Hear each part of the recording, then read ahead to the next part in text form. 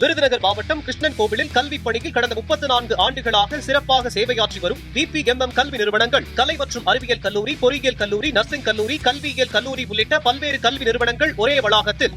Delta மாவட்டங்களில் வறட்சி ஏற்பட்டுள்ள நிலையில் விவசாயிகளின் கடனை முழுமையாக தள்ளுபடி செய்ய வேண்டும் என அதிமுக பொதுச் செயலாளர் EPS வலியுறுத்தியுள்ளார்.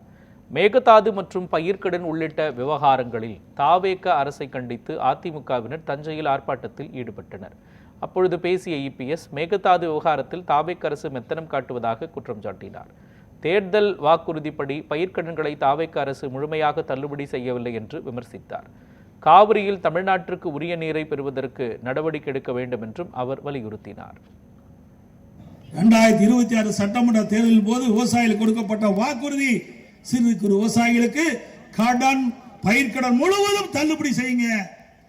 5 ஏக்கருக்கு மேல் கடன் பெற்ற விவசாயிகளுக்கு பாதியாவது அவர்கள் வாங்கிய கடனில் இருந்து தள்ளுபடி செய்ய உங்களுடைய வாக்குறுதியாவது நிறைவேற்றித்தாங்க. இதுதான் விவசாயிகள் கேட்கின்ற, இந்த அரசுக்கு கேட்கின்ற கேள்வி.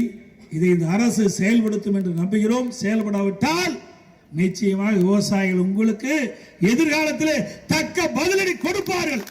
கொடுப்பீங்களா? நல்லா சத்தமா சொல்லுங்க. கோட்டையில் இருக்கிற முதலமைச்சர் காது கேட்கணும்.